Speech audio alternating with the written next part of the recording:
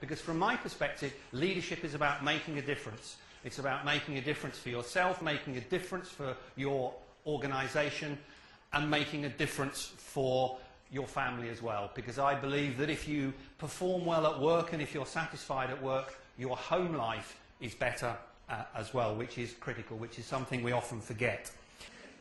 So what's the objective of most organisations in the real business world? In terms of what they want, I think it's quite clear. What they want is maximise performance, maximise share of wallet, maximise market share, quality of customer service, however they happen to measure it in their own business. They want internal efficiency, they want alignment of activity, and they want to leverage the resources they have to produce the maximised performance. They want to optimise risk, note optimise, not minimise, and they potentially want to move into new markets and new developments so that they can make even more money.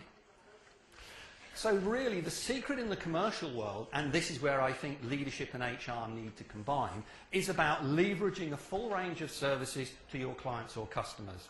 It's about delivering that service to a world-class quality level. It's about having good leaders at all levels for the future.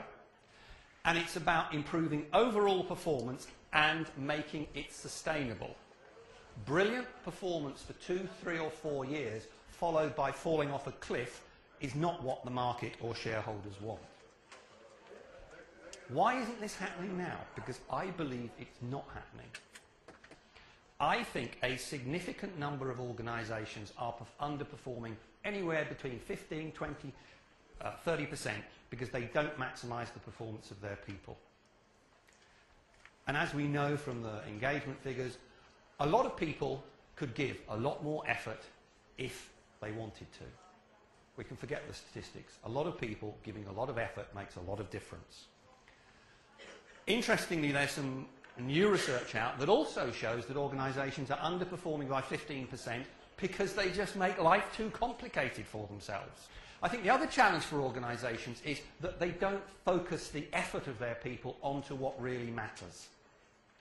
The effort is just there, going in a vague direction, but not onto critical deliverables in terms of client service. How can we be efficient? How can we innovate? How can we optimise risk? And in the final analysis, my experience tells me that actually most organisations aren't one organisation.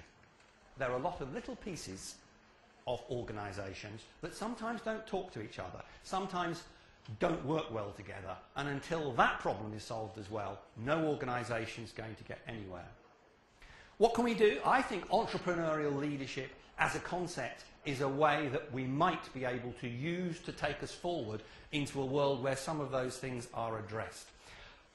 But I believe that entrepreneurial leadership is founded on authentic leadership and therefore doesn't cost anything. I've seen too many leadership strategies, talent strategies, and vast reports from consultants and pieces of paper in organisations saying, if you want to perform well, if you want to have great leaders, you have to do this. Just give us £2.5 million and we'll create some great leaders for you. My experience is that that doesn't work. It's simple, practical steps.